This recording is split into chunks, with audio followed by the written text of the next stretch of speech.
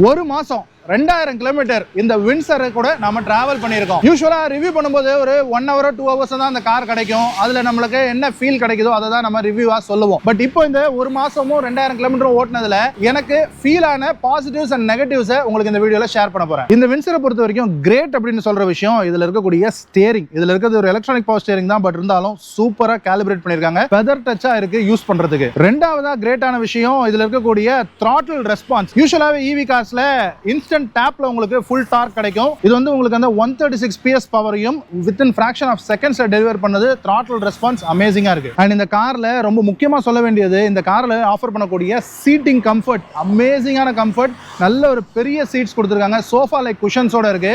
நல்ல ஒரு லாங் டிராவலுக்கு சூப்பர்பா இருக்கும். அண்ட் டிரைவிங்ல என்னதான் திக்கான ஏபில இருந்தாலுமே கூட உங்களுக்கு பிளைண்ட் ஸ்பாட்ஸ் எங்கேயுமே கிரியேட் ஆகல. அண்ட் இந்த கார்ல 360 டிகிரி கேமரா இருக்கு. அது விஷயம் இல்லை, இப்ப எல்லா கார்ஸ்லயுமே இருக்கு. ஆனா அந்த கேமராவுடைய குவாலிட்டி சூப்பரா கொடுத்துருக்காங்க. ரியலாவே நம்ம போன்ல பார்க்கக்கூடிய அந்த அளவுக்கான கிளாரிட்டி வந்து இருக்கு. பக்கத்துல இருக்கக்கூடிய வெஹிக்கிள்ல யார் உட்காந்துருக்காங்கன்ற அவங்க ஃபேஸ கூட நல்லா கிளாரிட்டியா பார்க்க முடியுது. அந்த அளவுக்கு கிளியரா கொடுத்துருக்காங்க. இப்போ நெகட்டிவ்ஸ் வந்துருவோம். நெகட்டிவ்ஸ்ன்றதை விட இன்னும் இம்ப்ரூவ் பண்ண வேண்டிய விஷயங்கள் அப்படின்னு சொல்லலாம். ரொம்ப முக்கியமான விஷயம்ன்றது இந்த கார்ல இருக்கக்கூடிய சஸ்பென்ஷன். என்னதான் சீட்டிங் கம்ஃபர்ட் டாப் நாச்சா இருந்தாலும் சஸ்பென்ஷன் கொஞ்சம் ரொம்பவே பூரா தான் இருக்கு.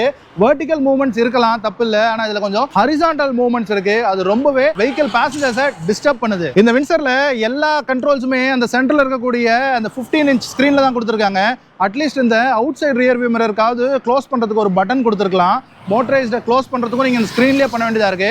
நம்ம ஊர்ல சின்ன லேன்ல டிராவல் பண்ணி போகும்போது எதுக்கு எதிரில் வெஹிக்கிள் வந்துருச்சு அப்படின்னா அந்த ஸ்கிரீனை டாகிள் பண்ணி இதை க்ளோஸ் பண்றதுக்குள்ள இன்னொரு வெஹிக்கிள் இதை தட்டிட்டு போயிறதுக்கு தான் நிறைய வாய்ப்பு இருக்கு. அண்ட் இது ஆட்டோமேட்டிக் அப்படின்றதுனால நம்ம டீல போட்டு கிரால் பண்ணுவோம் தெரியுமா, ஆக்சிலேட்டர் கொடுக்காம. அந்த கிராலிங் ஸ்பீட் கொஞ்சம் அதிகமா இருக்கிற மாதிரி ஃபீல் ஆகுது.